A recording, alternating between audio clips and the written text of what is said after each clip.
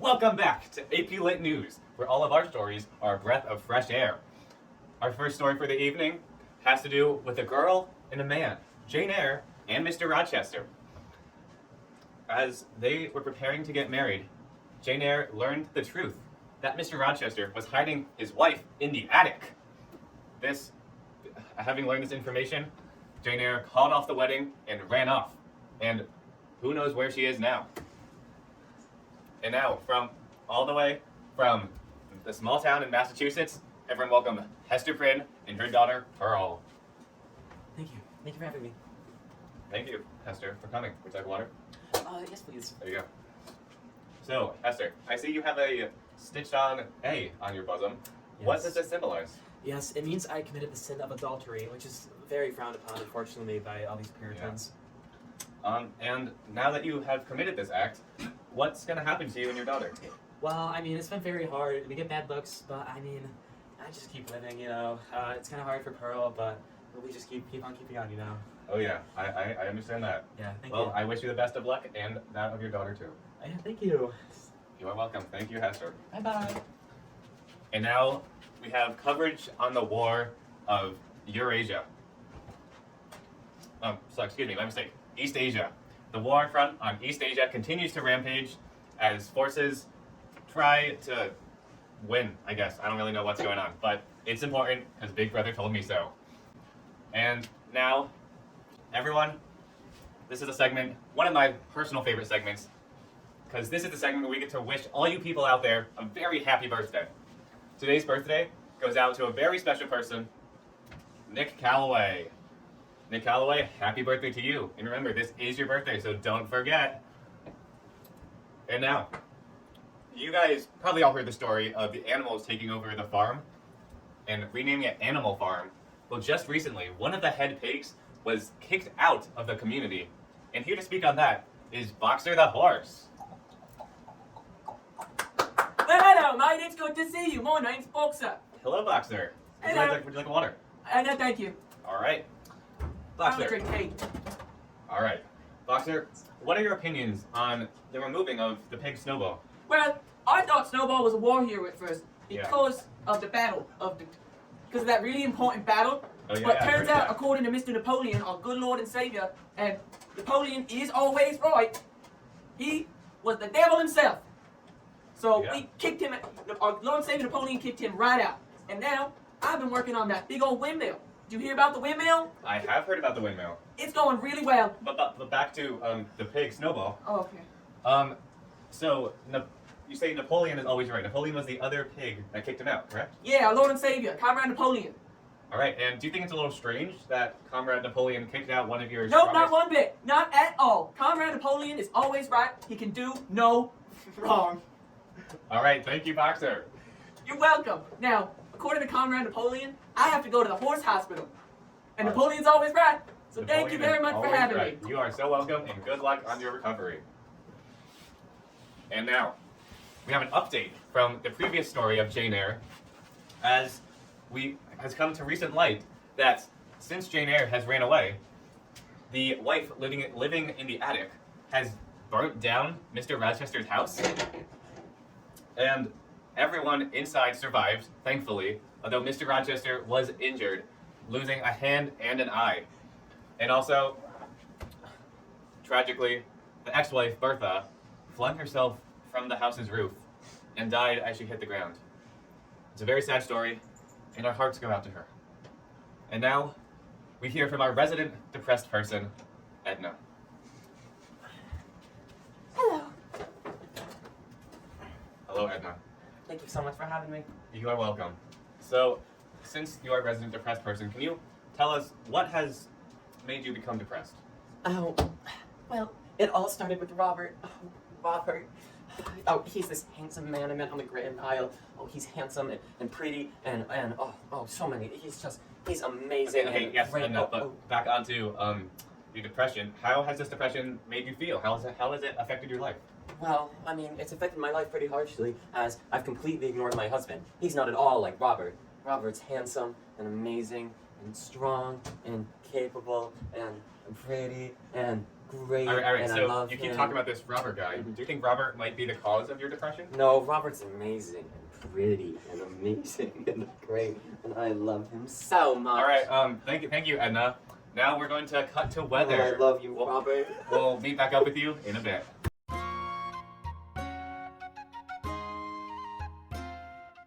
Hello, everyone. Welcome to your nightly weather report. So, in recent news, a massive letter A appeared in the sky, made of stars over this small town shown here in Boston, Massachusetts.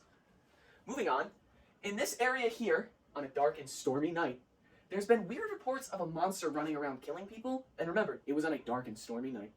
Moving on. Here in England, we're getting reports of bombs just all in this area, just all in this area here. So lock your doors, be careful, and please remember your umbrellas. I'm getting breaking news here that there's reports of moving trees from Burnham Wood heading toward Dunsinane. More on that is Jabab on the scene.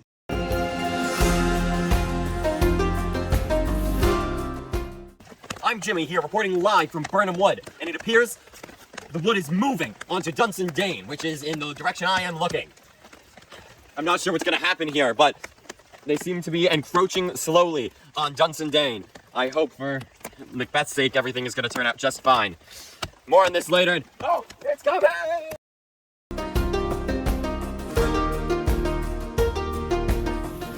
All right. Thank you, Jeremy, all the way from Dunsinane. And that's a strange matter. I don't think I've ever seen that before. But on another note, down in Long Island, near George V. Wilson's auto shop, there was a hit-and-run incident which left George's wife, Myrtle Wilson, dead. There are not many reports on the incident. All we know is that the driver was driving a very expensive yellow car. So if any of you know anything about who could have committed this atrocious crime, please tell the authorities. Where is he? Where is he? Where's Gatsby? I don't check Verona. Ah! All right. After whatever just happened, here's a bit of refreshing news. Remember, everybody, Big Brother loves you. And Big Brother is watching, but more importantly, Big Brother loves you. And, oh shoot. Our past guest, Edna, has tragically killed herself in recent times. And here to speak on that is the last person who saw Edna live, Sandwich guy. Victor. Steve's Victor, would you like a water? No. All right. Victor, I know this is a hard time for you, but do you know what could have caused this to happen? I don't know. She just asked me for a sandwich. Why would she ask me to make her a sandwich if she was gonna kill herself? Do you think maybe the sandwich is just a distraction to try to get you away? I don't know. Don't ask me these questions right now. All right, I apologize, but just one more. Do you think maybe you, or if not, then do you know who might be the cause of what happened? I don't know. It's probably that Robert guy she's always talking about. Oh, I've heard about this Robert guy. Have you? I have. Oh, Thank you, Mr. Victor. let me know if you need a sandwich. Okay, I got one. I right will. back. I'm actually feeling kind of hungry. Okay, I'll give it to you after. All right, thank you. Ooh, after that hard story, we have a bit of good news. A man was found after he, on his accord, escaped an island after being hunted by a crazed general. Honestly, I'm not sure if that's true or not, or if we should believe that. But I don't know. And now we have another one of my favorite sections, brought to us by Big Brother himself. Here is 10 seconds of hate. In 3, 2, 1, let's go.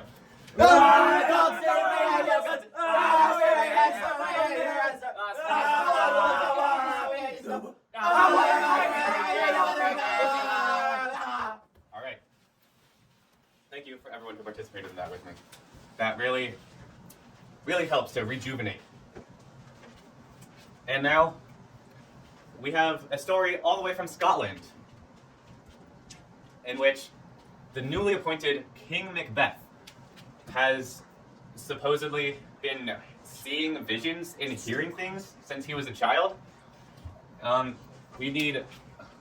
We aren't really sure if this is true or not, but according to his wife, Lady Macbeth, he has been having visions of spectral projections since he was a child, which was revealed at a dinner party last night.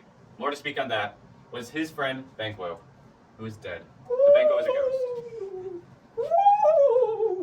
Welcome, Mr. Ghost of Banquo. Hello. Would you like a water? For having me. Would you like a water? It was full for me. All right, that's nothing. Mr. Ghost of Banquo, Yes. you were at the dinner party that this insightful information about Macbeth was released, weren't you? Oh, yes, I was.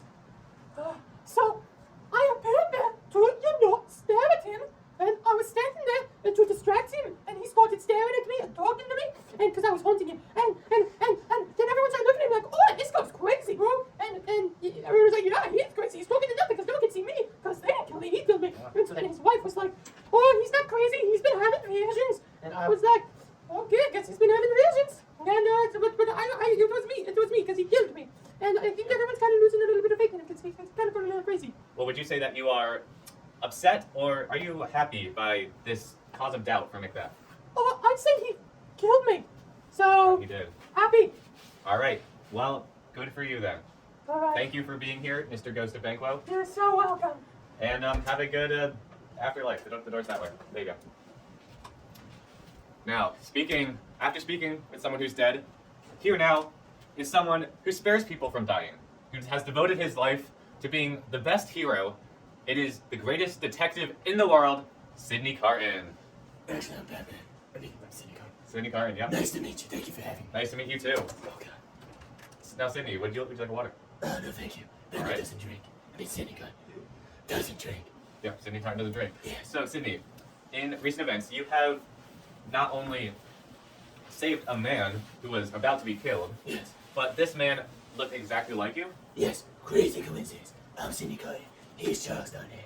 Yeah. It's like a Bruce Wayne Batman kind of thing. But I'm not Batman. I'm Sidney Carton. All right. So, could you explain to me how you managed to get a victory in this trial? Well, because we look alike, I decided that my point to make was that since the two of us look alike, anyone can look alike. So it could have been him, because I look exactly like him. Because I'm Vengeance, and he's Charles Darnay, but I'm also Sidney Carton. All I right. live against Bobby, Paris facts, not Gotham. Gotham isn't real. All right. Well, thank you, Mr. Carton, for that Thank you. very heroic story. Oh, yes, well, I'm Vengeance. No, Vengeance. you're upset. Away. All right, everyone, that was the Cape Crusader himself.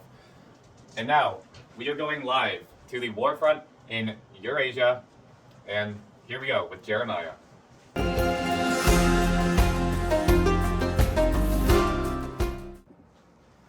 The war is good.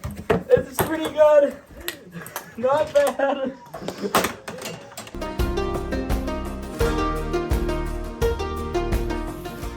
And we're back.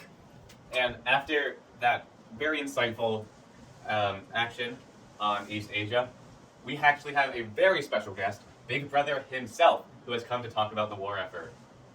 Now, Mr. Big Brother, what is your opinion on the war effort? Yeah. My opinion is it's going very, very well.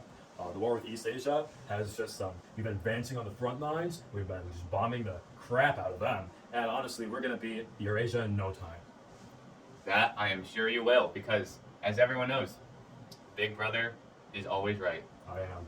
You are, and now I'm sure you are a very, very busy man, so I will let you get back to your schedule. Oh yeah, you're lucky that you got me for this interview. That we are. Thank you so much for being here, Big Brother. Yeah, thank you. And now, we have another special guest who was inspired after reading a certain book. And here to talk about that is the man himself, Sigmund Freud, talking about his favorite book, Oedipus Rex. Hello. I am the #1 fan of Oedipus Rex. It's just my favorite book. I am sure. What about this book has inspired you? Well, don't even get me started. Have you read it? I have read it. How many times? Twice, maybe? Oh, twice! Okay, so on my 80th read, I realized that at the end, it's my favorite part. So, Oedipus, he kills his father and marries his mother. And he does. And is there any other reasons that that's your favorite part? No, not really. That's just excellent. Oh. It's just excellent writing. How could anyone come up with this? Now, I'm curious, Mr. Freud.